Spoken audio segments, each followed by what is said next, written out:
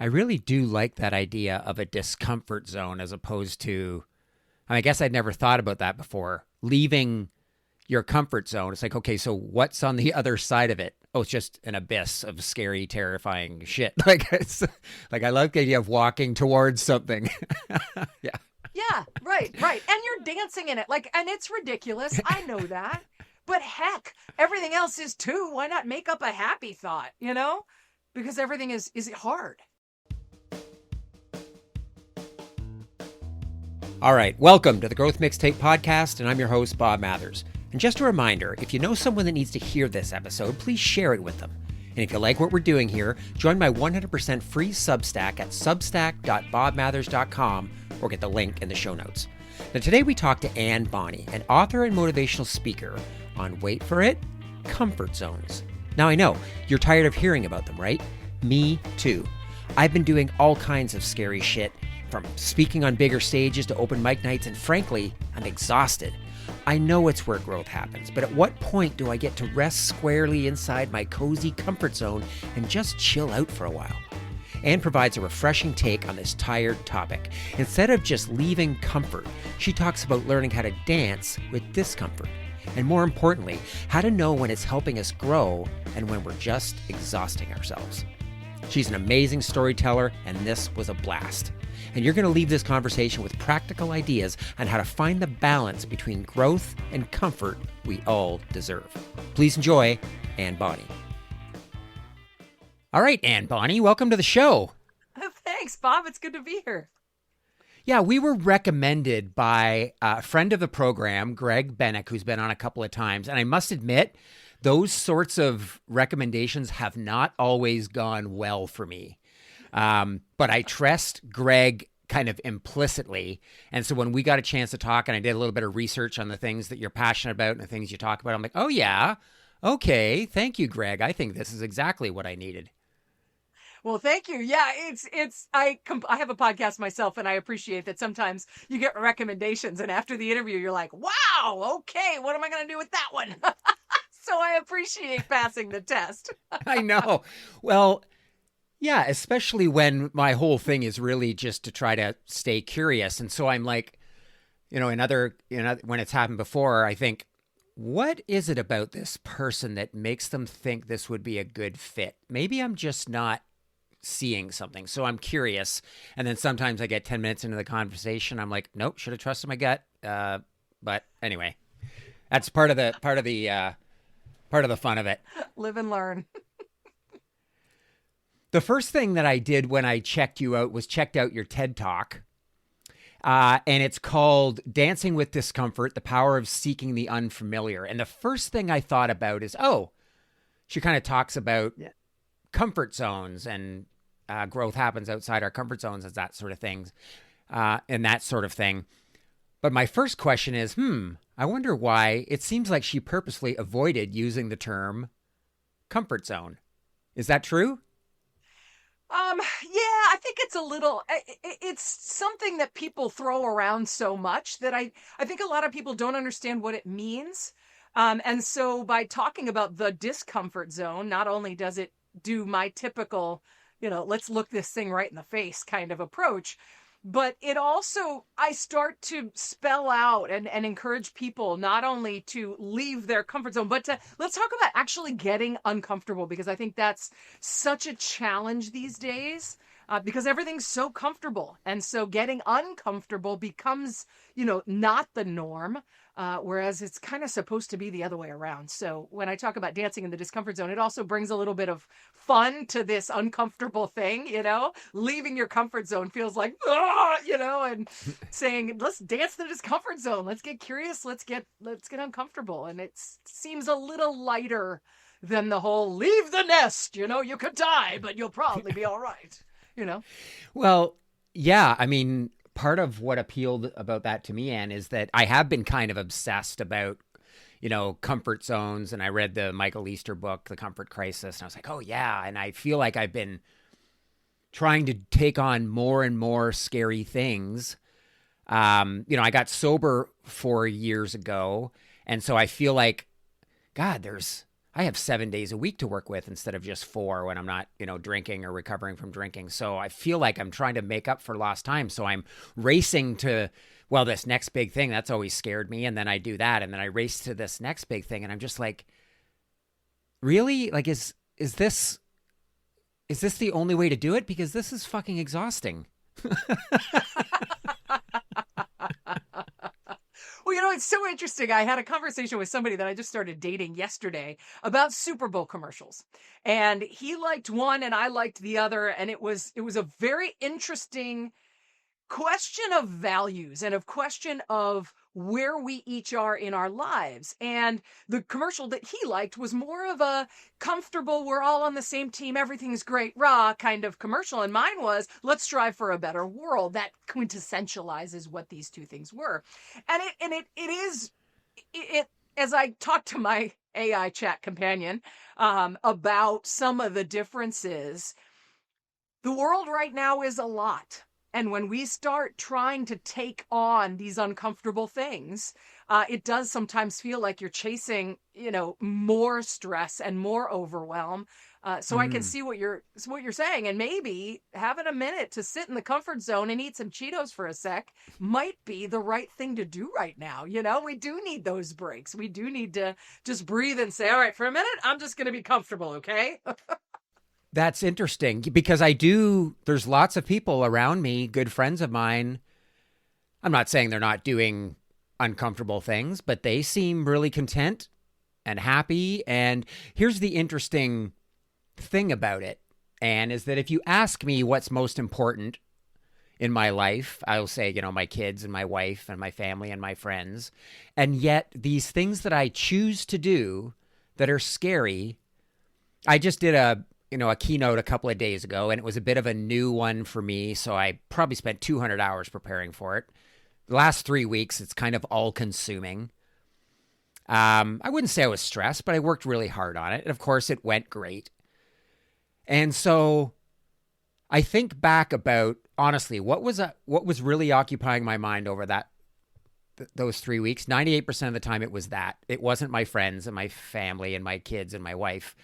And you know how long the enjoyment and the satisfaction lasted when I nailed that speech? Like an hour. And I'm just like, wait a minute, something's way off here, because there's nothing I should be spending that much time thinking about other than my wife and my kids. Well, it's an interesting question, because we all expect a destination. When I finish that keynote, everything will be great. When I hit $1 million, everything will be great. When I weigh 130 pounds, everything will be great. And the fact is, it's a whole different mindset around life, where all I have is this moment. And I mean, getting sober and losing loved ones points to this. I just read a friend's LinkedIn post about his brother who died of cancer last year, and how he was celebrating being cancer-free for 3 years while still juggling this. And the whole point was, all we have is this moment, right? And while doing these hard things help us be able to handle the hard moments, we also have to remember what is important. And it's a challenge because, prioritizing everything and trying to achieve and trying to keep yourself healthy and doing all this stuff while still taking time to snuggle with the dog and the kids and it's an interesting challenge in life. Well, I mean, it's just such a overused kind of trope about enjoying the journey, not the destination. But it's like, yeah, I'm enjoying it more. So I guess maybe that's the thing. It's just like, as you do more things, you start to appreciate the journey more, recognizing that whatever you're expecting to happen at the end of this journey, this big celebration, this amazing thing, is probably not going to be as good as you think it is. And it's certainly not going to last very long. Right. Before you start looking at what's the next thing. Oh, yeah. And I think it's just that constant reminder, when you feel yourself, holy crap, I just spent 10 hours, completely ignored my family and spent 10 hours on this keynote. Maybe I need to just stop and have dinner with them and I can pick this up tomorrow. And it's balancing, right? We never get it right all the time. Well, yeah, okay, that brings me some comfort. I was just listening to an interview. With Alex shit, what's his last name? I should look it up. The guy that just climbed the skyscraper. He's a free solo climber.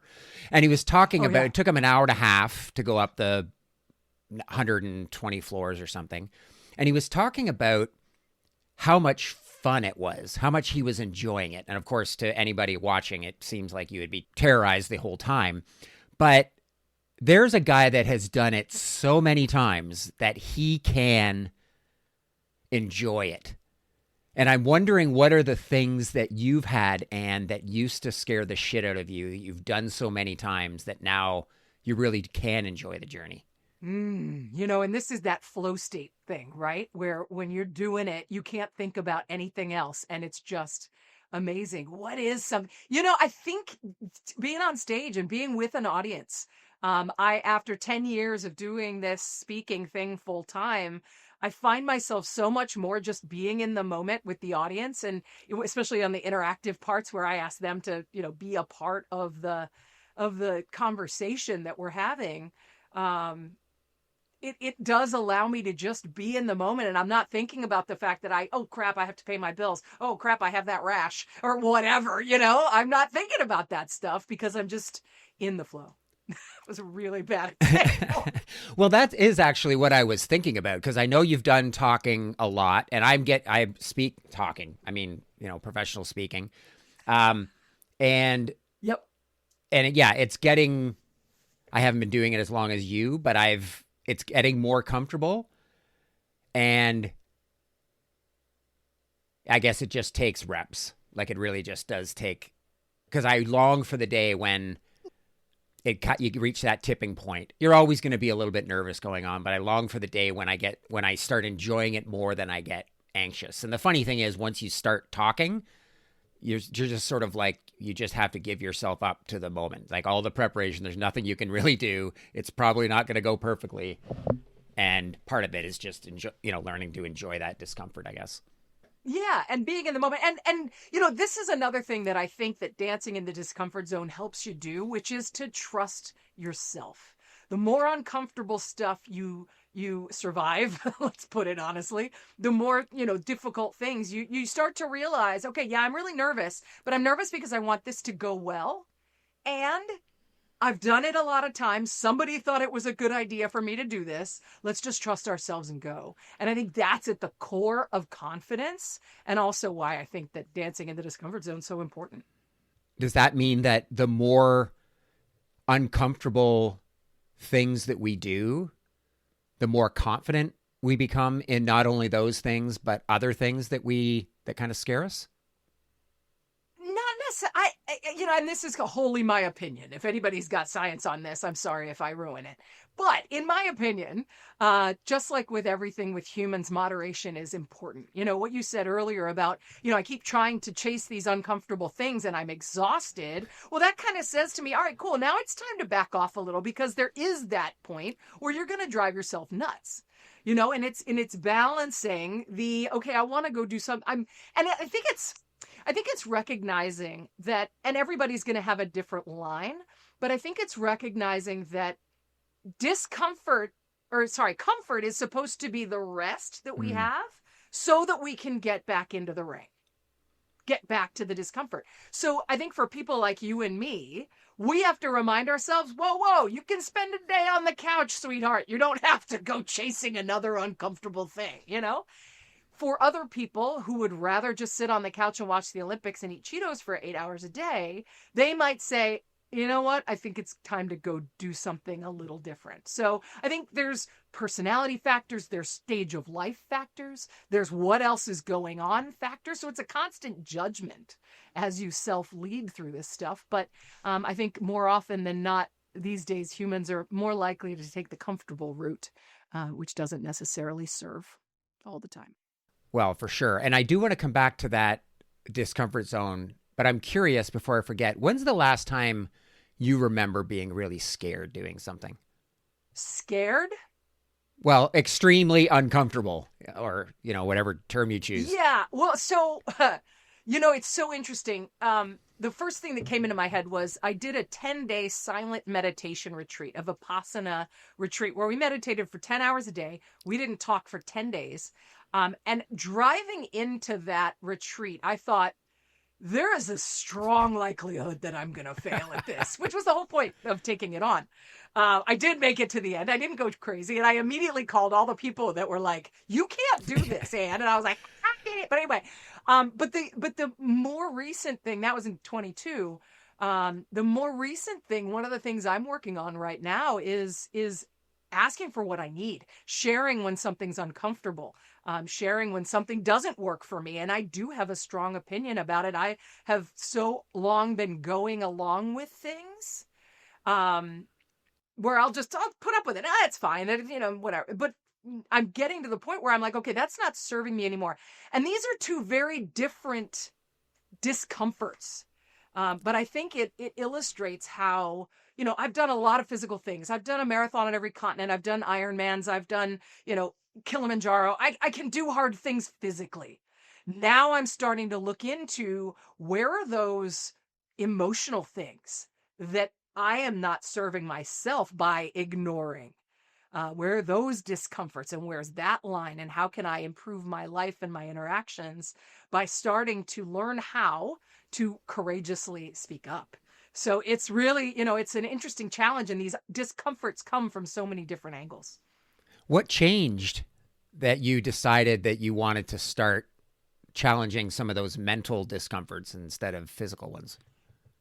Yeah, looking back at several failed long-term relationships, I said, "Oh, Anne, there's a commonality here, and it's you." Maybe it's not them. Right? And you get to the point where you're like, okay, wait a minute, is there some, and I'm always like, is there something I can do to make this situation better? And so what I learned was I wasn't asking for what I needed. And then I get to the end of the relationship and I'm like, I'm not getting what I needed. And then at the end, I'm like, you never told him what that was. So it was that, looking back and going, oh, okay, that might've been me partly, which is also uncomfortable. Oh, yeah. Oh, I'm sure. I've got to ask about this silent retreat, because we haven't known each other long, Anne, but you don't scream silent retreat, 10 days of silence to me. So what made you decide to do that? And I imagine there's a tipping point, like there's a process you go through and you finally find some quiet and peace. But man, I imagine the first hours, days, I can't imagine what that adjustment is like.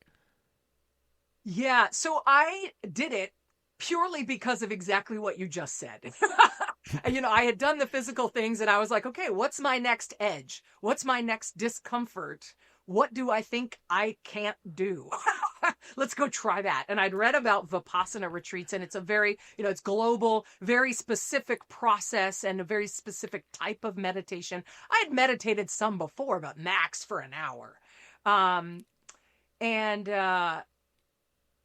They do a phenomenal job of helping you kind of work into it with different focuses during the meditations. I mean, it's still sitting still for 10 hours a day, meditating quietly, and not talking to anybody. It's a fascinating experience.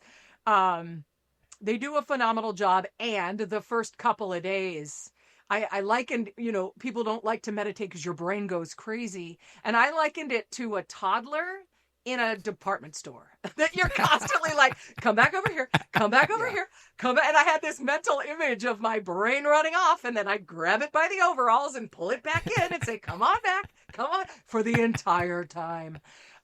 So you do end up getting a little bit beyond that, but that's part of the process. And they talk about that too, because it's not unique to any one human. That's like what our brains do. One of the things that would kind of scares, I really love that idea, by the way. I've made some notes on that. One of the things that scares me a bit is where my mind is going to go. Like, I wonder it's got to get emotional. I can imagine getting really emotional or sobbing, or maybe being confronted with things that I've been avoiding my whole life. I don't know what I'm going to find in there. Yeah, right. And do I want to know? Right. This is the interesting thing. I've done like floating tanks, like a sensory deprivation. There your brain goes because there's no other sensation in your body. Um, the Vipassana process is so there's a body scan thing. It's the whole purpose is to make you less reactive. And as you're doing the body scan process, it is so conscious to what you're doing, that the mental gym. And I don't know. I didn't dig up anything crazy. The dreams were wild though. The dreams were crazy pants. But what happened to me was on day 8, I was into it, like by that time. But then my brain started writing the comedy routine.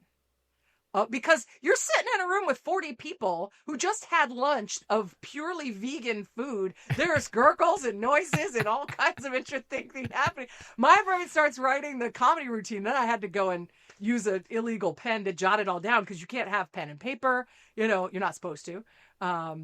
So yeah, but yeah, the dreams were interesting, and I bet it would do that for some people. Hey, it's Bob, and I'm taking the Growth Mixtape on the road in a series of live podcast episodes. Imagine a podcast tailored specifically for your company, recorded in front of a live audience that would be released as its own episode. These are thoughtful, emotional conversations that help teams who have lost their spark rediscover their curiosity and creativity so they can love work again. Sure, you could do a typical keynote or panel discussion, or you could give your team something they'll never forget. Book me at your next event at bobmathers.ca. Now back to the show. You've been doing this for so long, and where of all of the things that you could have talked about with your various life experiences, where do you come up with this idea of discomfort zones? Why does it mean so much to you? I grew up overseas. My dad worked for Marriott Hotels, and so we moved around a lot. When I was 8, we moved to Saudi Arabia. We lived there for a couple years. We lived in Egypt for a year. We lived in Greece for 4 years. And when I was creating, the first 4 years of my speaking business, I was like, oh, I can do leadership. I can do teamwork. I can do conflict resolution. I can do tough conversations. I can do change. I can do all this stuff. And I drove myself crazy creating all of this content. Plus, if you don't pick a lane, nobody knows what you know and who you are. So finally in 2019, I was like, Anne, change. That's what you do. And the discomfort of being the new kid in a new culture, in a country where you don't speak the language, going on vacation to India and, airports being shut down or the flight being canceled and we have to sleep overnight in an airport, being delayed and blah, blah, all this stuff. All of that discomfort, I think, has made me stronger at being able to deal with change, understanding that you can survive discomfort. And I think people with different experiences of life, not better or worse, just different, didn't have the benefit of that education, that odd education that I got. And so I thought, well, this is what I have that's unique in the world, that I think I can bring some fun and some energy and some understanding, and hopefully some courage to people. Yeah, the timing of that is interesting, of course. 2019, there was quite a bit of everybody was going through change. Like everybody's always going through some kind of change, but nobody's ever gone through one kind of change sort of universally. So it's interesting how that sort of, I don't know whether there was cause and effect there, but certainly that seemed to be something that I'm guessing would have resonated with a lot of people at the time. Yeah, suddenly my talking about courage and discomfort made a lot of sense in 2020. So yeah, unfortunately. I swear half my Instagram feed is growth happens at the edge of your comfort zone and comfort zone this and comfort zone that. How does your approach to it, your viewpoint kind of differ and help people get out of this kind of trap that they're in, or maybe even that I'm in, feeling like, well, I've got to push myself. Because I don't know. I think some people become paralyzed by that, not really knowing how to start. And some people get stuck in this cycle of constantly challenging themselves and not being maybe focused on what really matters. Well, and I think that it goes down to it, the fundamental reason, why are we doing things? What are we trying to achieve? What are we chasing? This is that let's look deep in here and figure out what we want, question that is really hard to answer, especially with all of the social stuff coming at us from social media and from society and all that stuff, to really look deep in yourself and say, what are my priorities? What am I trying? What am I chasing? What am I trying to achieve? And then once you figure that out, good luck with that, by the way. 10-day Vipassana might help, or 10 days in Peru doing ayahuasca, whatever your brand.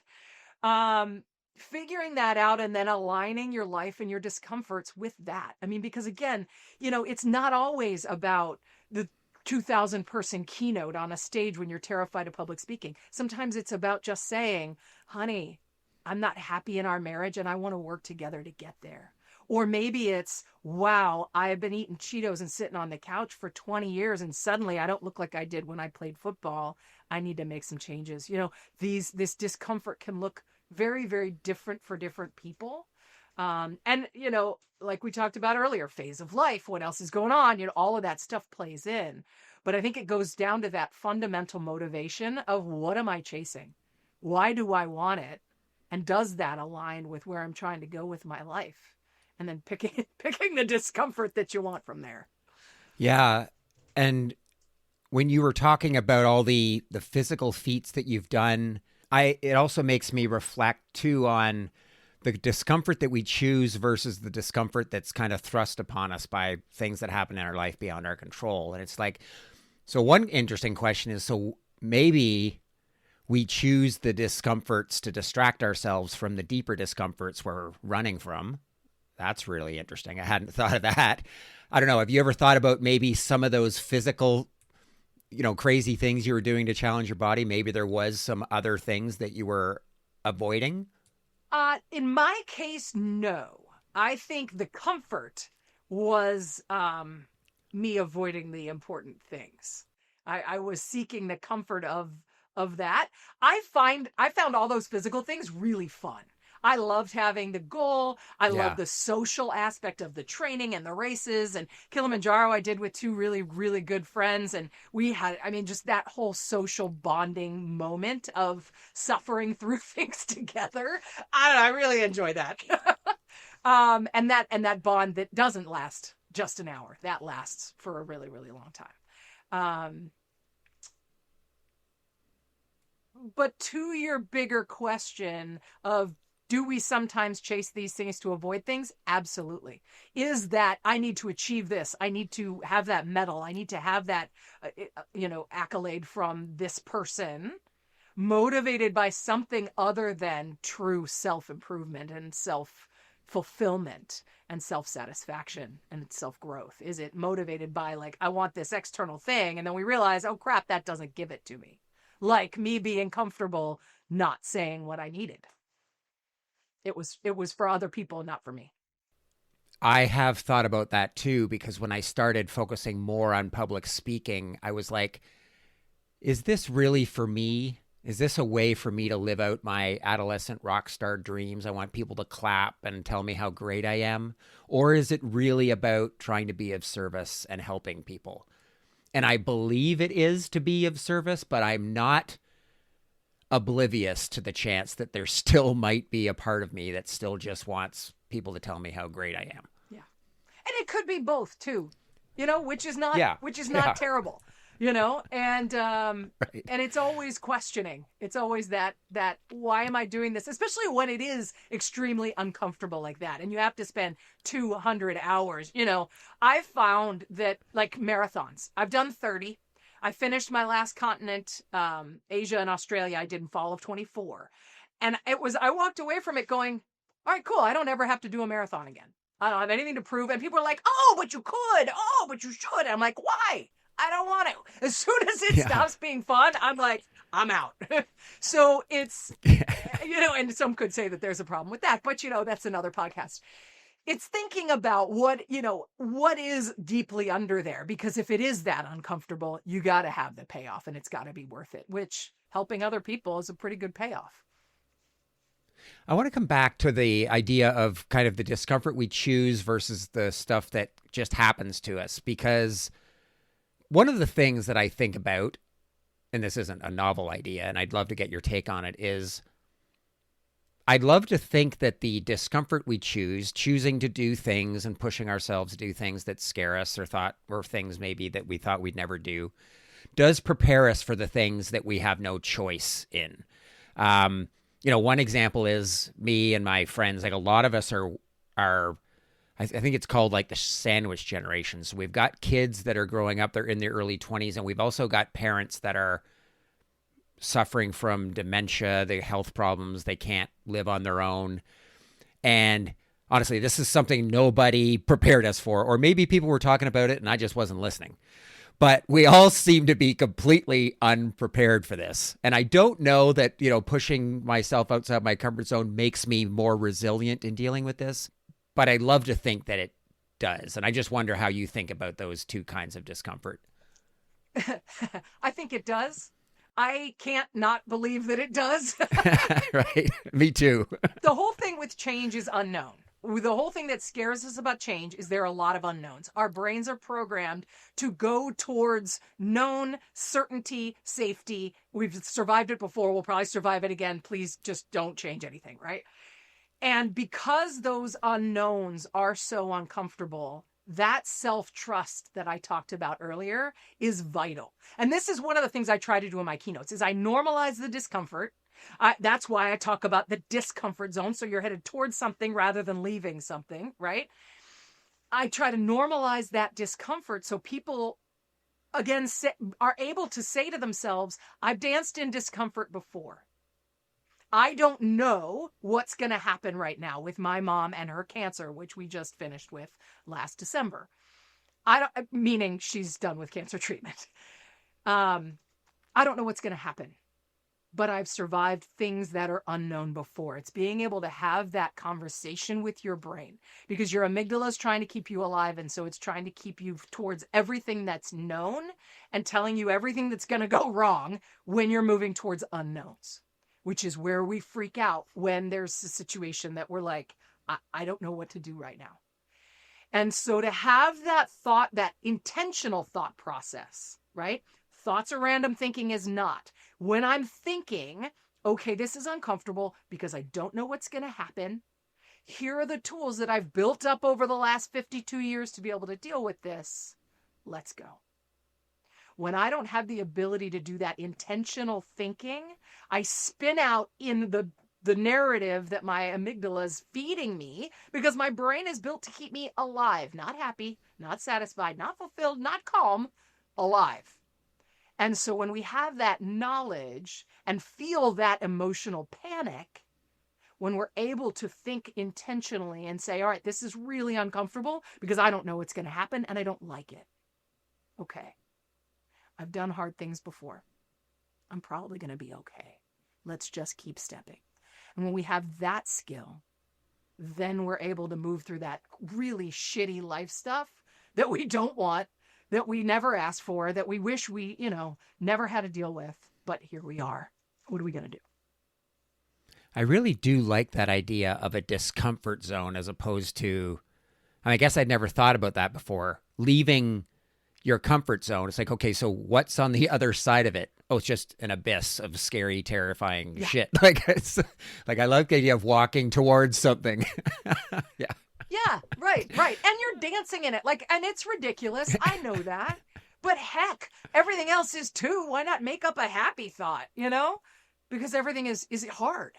And so when I'm like, okay, how do I dance in this? It's going to be awful, but I'm not dancing alone. And that's the other key piece of this, is building that network, that constellation of amazing people that we can dance with, especially when life drops a piano out of a 14-story building on our head and says, here, deal with this. What are you going to do? Because that's reality. That's, the more we fight it, the harder we make our own lives. What do you think the biggest obstacle is when you're talking to people about this? What's the biggest thing they have to get over to get more comfortable with living in that discomfort zone? One of the changes that often have to happen is that whole thing I just talked about, where thoughts are random, thinking is not. Being able to gain the understanding that you can have that, what I call in my book, sassy back talk with your head, with your brain, to be able to say, yeah, this is scary. Yeah, this is hard. Yeah, I've never dealt with this, but I've done this. I've figured out this. I've lived through this. I'm probably going to be okay. To be able to have that conversation, people don't believe they can. The emotion is strong, and it's overpowering, and it's really loud in our head. So sometimes helping people understand that they can have that intentional conversation with the part of their brain that's going absolutely bananas. That's a big challenge to get over. Once you can start saying, okay, hold on, breath. What's really going on here? Yeah. Let me move forward. It just calms it calms the emotional spin up. And sometimes that emotional spin up is too much, and you do need, help. You need professional help. And that's another thing that we have to recognize too, is when it gets to the point where it's like, yeah, I can't do this alone. And that, that's another change we may have to take on. And a lot of people are like, hey, no, I don't want to. Right. Thoughts are random, thinking is not. It's one of the things too, I wonder if people spend much time thinking about this, because I've really noticed that when I get up in the morning, man, I am full of hope. I'm just, my thoughts are positive. Everything's absolutely amazing. I can't listen to anything my brain is telling me after 7 p.m. All those opportunities have turned into problems. They've turned into things that are going to kill me. And so just, there is like a being self-aware enough to know that the difference between the thoughts and the thinking, but also recognizing, yeah, you don't have to listen. I don't have to listen to anything my brain's trying to tell me after 7, because all I need is 8 hours sleep. I'm going to get up and I'll be like, oh my God, what was I so worried about? All of these problems are just amazing things I get to tackle today. Right. And I would either start a gratitude practice at 6 p.m. every day or go to bed at 7:05. Yeah. Right? Yeah. That's a good idea. I do go to bed at 8:30 already, which is plenty early. So I don't know if going to bed earlier is the answer, but why did we fight sleep so much as children? oh my God. Yeah, going to bed early is the spectacular thing. One of the things too that I wanted to get your take on. God, I spend a lot of time on LinkedIn, which is social media and it's not real life, and I know that. But there's, a lot of talk about, courageous leaders and creating safe places for failure to happen. And yet, if you were an alien and came down to LinkedIn, you'd be like, oh yeah, all these companies, they really got this figured out. And yet when I talk to people, it's like, no, that's I've never seen that. So I wonder when you talk to companies, because it has to start with leaders, and some of those leaders are sort of still pretty averse to change, and this idea of a strong leader being somebody that never shows fear or vulnerability or doesn't fail. And I'm just wondering what you see and how that landscape is maybe changing, and how you think about how all this fits into the business world. Yeah, the challenge with this whole question is it comes down to individuals and what every individual does every day, all the time. And you've got also a sender and receiver challenge here, right? The sender could be doing it in their way, and some of us are going to look at them and go, wow, they're creating such a wonderfully psychologically safe place. But one person or some people, because of their background, because of what they're coming in with, because of whatever biases, whatever, see it a different way.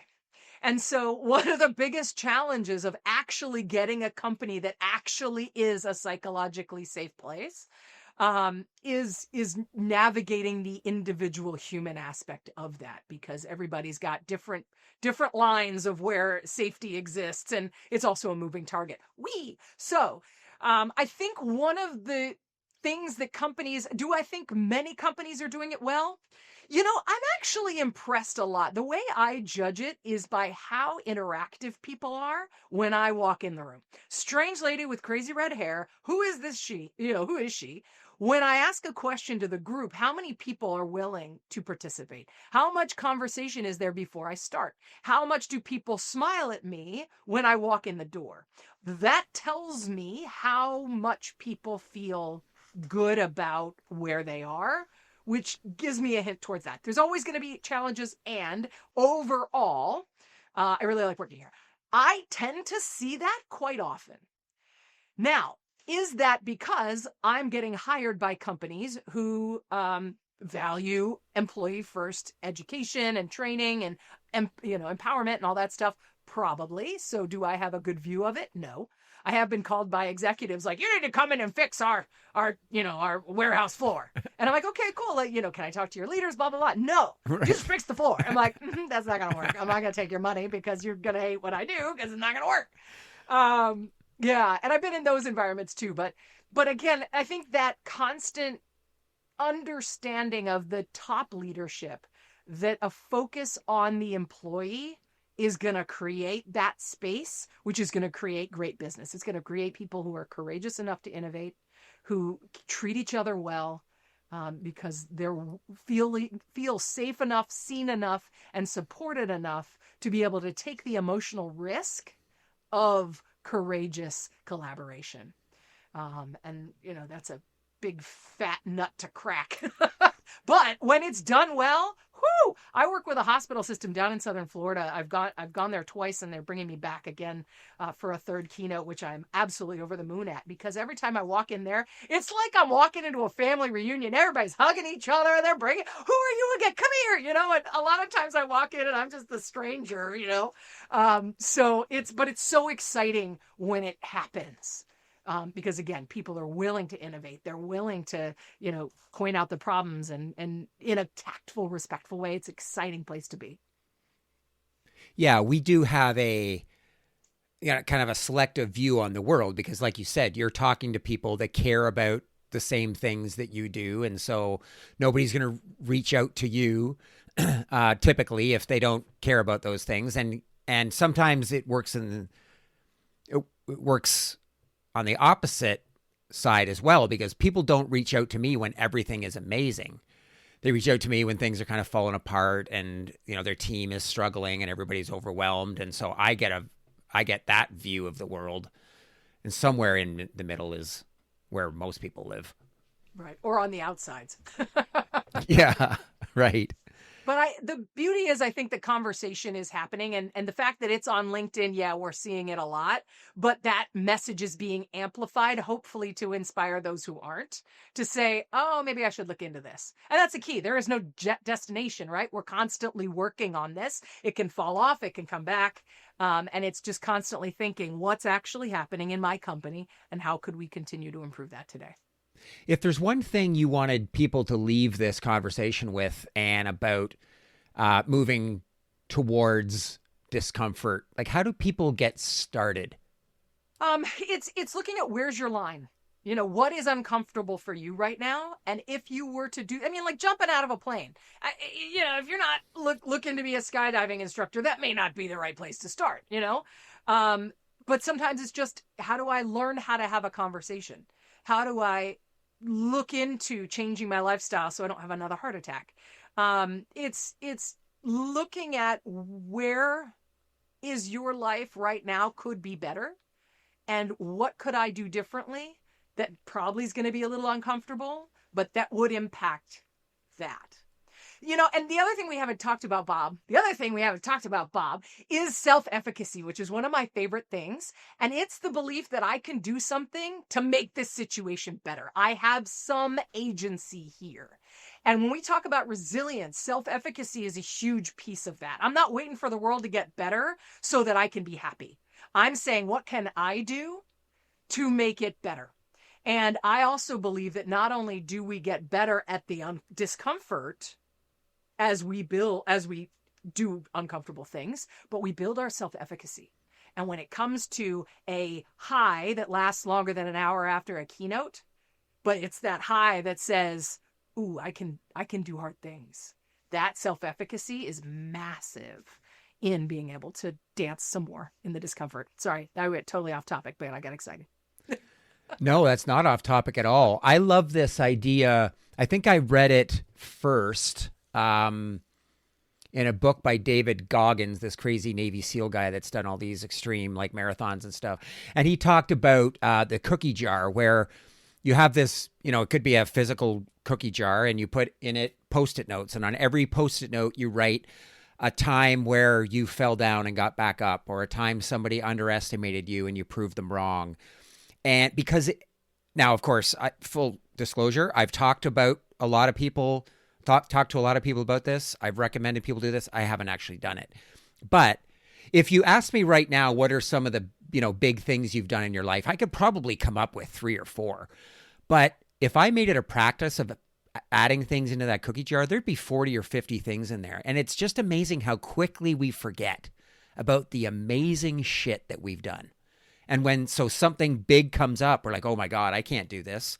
What are you talking about? You've done 50 things that are 10 times harder than that. It's just, we kind of have to get in the habit. Maybe it goes back to that self-efficacy thing, is just reminding ourselves of the things we've already done. Yeah, and I recommend people do that too. And I haven't done it, but as I thought about that, I was like, yeah, but I have reminders. I have an award there, I have my medals in there, and you walk by this stuff and you're like, oh, look at me. We don't live in a self-congratulatory society where we're walking around going, Bob, let me tell you how good I am at parallel parking, right? We don't live in that world, but it is so important, again, during those difficult times, to be able to say, you know what? I have survived way worse than this. I'm going to be okay, and I'm not doing it alone. Yes. And I do also love that idea of finding your line and just being more aware of the things that you're avoiding, right? Because you're avoiding them because they're uncomfortable. So if you're trying to figure out, well, what are the things that make me uncomfortable? Just pay attention to the things that you're avoiding. When you walk across the street because you don't want to say hi to a stranger, or just these tiny things every day that you do that just become so habitualized you don't even notice them anymore. They're all tiny little things you're avoiding, and maybe you don't cross the street. Maybe you say hello to a stranger. It seems so silly, but could you say hi to everybody you pass on the street for a week? You'd be surprised at how uncomfortable that is. Totally. And the mindset you have to have, this is like online dating. You have to be ready to say hi to everybody without expecting them to say hi back. Because if your expectation is, I'm going to have highs with everybody on the street, you're going to be one sad little puppy. But if you sit there going, I'm going to shoot a little sunshine at everybody I see, and if they don't get it, or they don't give it back, good to go, I'm just going to pew, pew, pew, then you're going to have an awful lot of fun. Yeah. But it is hard, and it is weird, especially after a few people are like, what's your problem? I know. And yeah, and the first time somebody doesn't say, I say hello, and they're like, oh, hello, good morning. I'm like, oh yeah, this feels great. And I'm walking down the street, and then I say hi to somebody, and they don't say hi back. I'm like, fuck them. I'm not doing this anymore. Like, it's a terrible idea. I used to do that on the bike trail. I'd like wave at somebody. If they didn't wave back, I'd stick my tongue out at them as I went by. If I don't have a good day, I don't care. And that's the challenge, right? This is what I talk about. The key to happiness is lowered expectations. Right. We expect things to be, and this goes with change too, right? We expect things to be comfortable. We expect things to be the same. And so it knocks us off when it's not. And it's all in, what's our expectation? Whew, master the mind. Whoa. We speak on what we need to do, don't we? I love that. This has been so much fun, Anne. I do have a question, my billboard question, which I'm pretty sure I stole from Tim Ferriss, and he might have stolen it from someone else. If you had a giant billboard and you could put anything on it, a meme, a saying, a quote, and it could be up for millions of people to see, what would you put on it? I thought about this a lot because I was like, oh, crap, I got a billboard. I got to use this right. But what kept coming back to me was nobody else has it figured out, and you don't have to do it alone. I think that's the key to all of this uncomfortable stuff. It is so easy to isolate.